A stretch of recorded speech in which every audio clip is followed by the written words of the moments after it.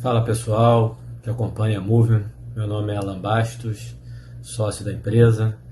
Vim aqui hoje para falar um pouquinho sobre essa crescente procura pela atividade física, pelo exercício físico em épocas de pandemia, a galera trancada em casa, tentando manter seu condicionamento físico.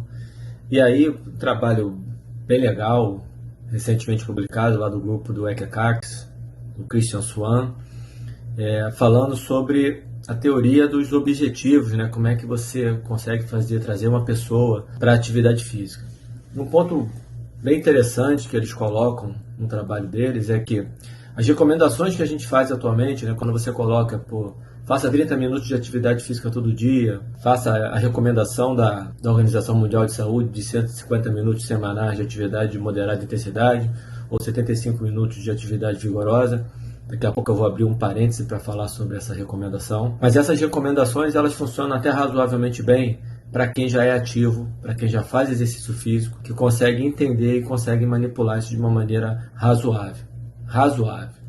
Mas para aquelas pessoas que são a maioria esmagadora do nosso país, cerca de 60% da população é inativa fisicamente, dados do Digitel de 2018, para essa esmagadora maioria, esse tipo de recomendação, ele não só não atinge, como ele pode, segundo os autores, até prejudicar, gerando ansiedade e frustração. Então, isso traz um alerta para a gente, enquanto profissional, da maneira como a gente vem se comunicando com a população de uma forma geral. Eu acho que cada vez mais cresce o nível de informação do quanto a atividade física, associada à boa alimentação e uma qualidade de sono, né, horas suficientes de sono, parece ser uma tríade da verdadeira saúde e qualidade de vida. E quando a gente fala de saúde e qualidade de vida, a gente está falando em viver mais e viver melhor, viver com mais autonomia. Então, acho que não há mais dúvida para ninguém, seja para profissional, seja para a população de uma maneira geral, os benefícios da atividade física,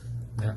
No entanto, eu até aproveito agora para ir um pouquinho lá na frente, né? Eu acabei de escrever um post que em breve vai ser publicado, se é que na hora que esse vídeo for publicado ele já pode estar postado, vocês já podem ter lido. E no final eu falo lá a citação do Frank Buff, que o pedido dele, né, que a gente seja mais contundente no nosso recado, e talvez o recado seja mais forte do que a gente falar que o exercício físico faz bem, talvez alertasse muito mais se a gente falasse que a inatividade física aumenta o risco de morte prematura. A inatividade física, ela aumenta o risco de morbidade, aumenta a chance de você ter baixa qualidade de vida, baixa autonomia.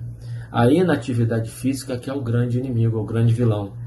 A gente continua entendendo o exercício físico como herói. Tá bom, ele até é herói, ele faz bem à saúde, mas é o sedentarismo que efetivamente mata. A atividade física, ser fisicamente ativo, é biologicamente natural ao ser humano. Então, quando você não é fisicamente ativo, você está tirando algo que é natural. Se você tira algo que é natural, você faz mal a esse organismo. É o que acontece com a gente. Então, voltando aqui um pouco agora na recomendação, a gente precisa dessa comunicação, né? Voltando não, né? Essa comunicação, essa do Frank Buff, ela é bem contundente, né? O trabalho do Ekelund do ano passado também, que ele, já perto do final, ele fala que o recado para a saúde pública deveria ser: sente-se menos, mova-se mais e mais frequentemente. No entanto, eu acho que essas mensagens, apesar de impactantes, elas não trazem um propósito, né? A gente, enquanto educador físico, professor de educação física, profissional de educação física, há discussões aí sobre a nomenclatura, realmente isso pouco me importa. A gente, como promotor da atividade física, como responsável da parte da saúde que cuida da atividade física, precisa encontrar um meio melhor de se comunicar, encontrar um propósito maior do que simplesmente uma recomendação de quantidade, uma preocupação com o desempenho, tentar atingir mais a população. Essa discussão ela vai muito longe, inclusive trabalho recente do Speakman também, falando que só tem um jeito da gente conseguir fazer a população ficar mais ativa. Ele até contesta a colocação do Lieberman. O Lieberman fala muito de diversão. São duas coisas que fazem o ser humano se mover: a necessidade de sobrevivência, procurar alimento. Hoje a gente procura alimento como? Qual é a nossa busca pelo alimento? É trabalhando sentado 8 horas por dia numa cadeira. Então a gente tirou a necessidade de fazer o que chamava-se de forragear. É o que se chama de forragear, sair em busca de alimento para caçar e para coletar. Essa é a primeira coisa que faz o ser humano se mover. A segunda é a diversão. E aí o Lieberman fala em fazer com que a atividade física, o exercício se torne mais divertido. Esse é um papel muito importante da gente quando o aluno está na nossa mão para a prática do exercício físico. Fazer com que aquilo seja mais prazeroso, seja mais motivante, seja menos monótono. Mas o que o Speakman aborda é que, do ponto de vista da saúde pública, de uma maneira geral, talvez seja muito difícil,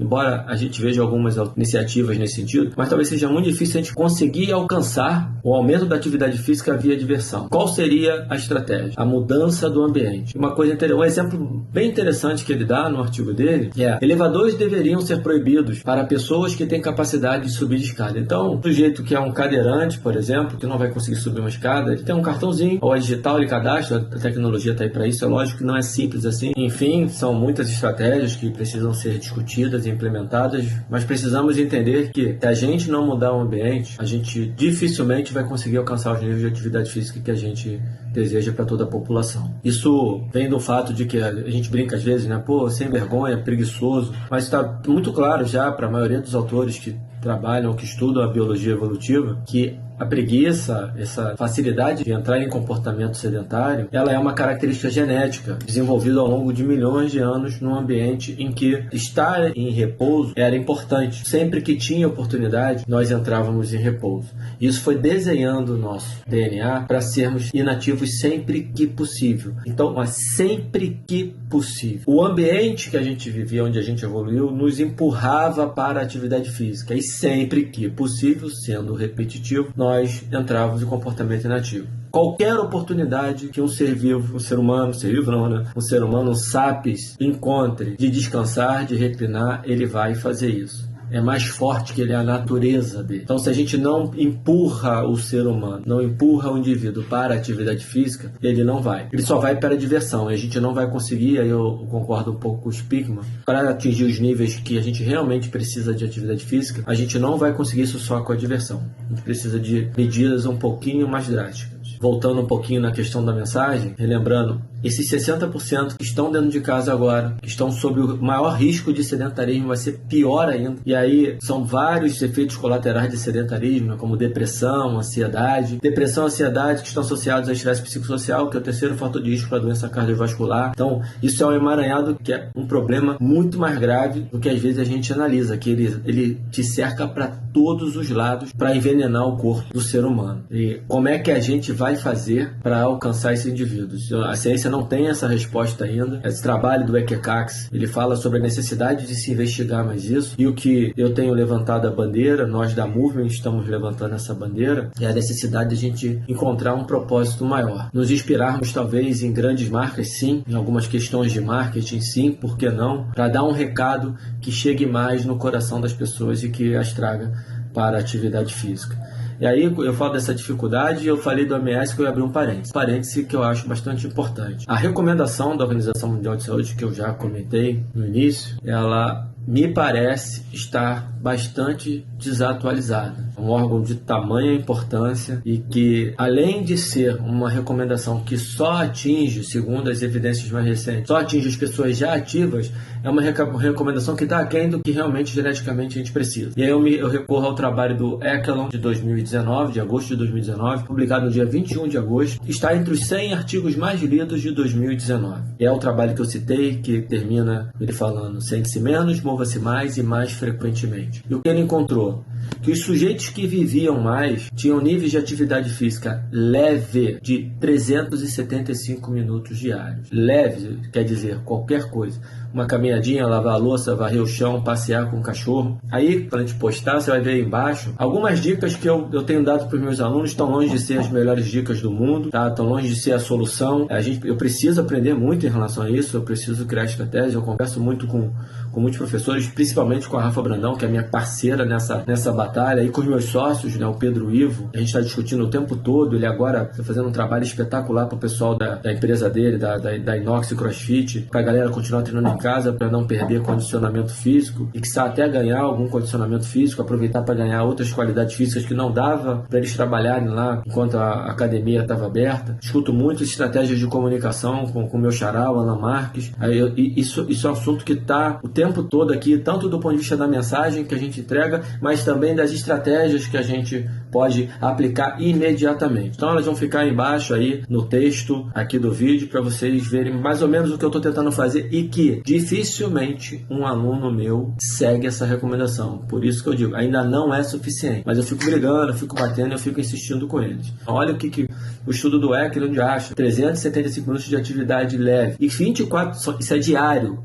A Organização Mundial de Saúde, ela recomenda 150 minutos semanais. E o que é pior para mim nessa recomendação é que é o seguinte, cara, para 150 minutos, beleza. Eu vou fazer 1h15 hoje, faço 1h15 amanhã e fico 5 dias sem fazer nada. Já atingi a recomendação da Organização Mundial de Saúde. Aí você vai lá no trabalho da revisão maravilhosa do Frank Buff de 2017, do Physiological Review, e vê o quanto prejudicial é um dia que você fica sem fazer atividade física. Tem também a revisão do Mark Hamilton de 2018, ele dá muita porrada nessa questão da inatividade física e dos efeitos deletérios dela. Um dia, apenas um dia. Aí você faz lá 2 dias 150 minutos, ou faz 3 dias completa 75 minutos de atividade vigorosa. Cumpri a recomendação da OMS, bacana. Assinei eu tô brincando, né? Peguei o meu cartão sedentarismo, meu abono sedentarismo. Agora eu posso ficar vários dias sem fazer absolutamente nada, revertendo todo o efeito positivo que eu ganhei fazendo o exercício lá, os 75 minutos. Tem trabalho também para isso, não lembro agora o nome do autor, mostrando que em 24 horas você já perde benefício se você entrar em comportamento sedentário. O negócio do comportamento sedentário é muito sério. Frase que eu tenho brincado bastante. Sedentarismo realmente é muito venenoso para o corpo humano. Gente, então é isso. Sente-se menos, mova-se mais frequentemente e passe o recado adiante. Sedentarismo é veneno. Ficar inativo diminui radicalmente as chances de sobrevida. Ser inativo aumenta demais a chance de morte prematura. Um grande abraço e até a próxima vez com mais assuntos. Sempre aqui, quando eu tiver, vou abordar bastante essa questão da atividade física e do sedentarismo.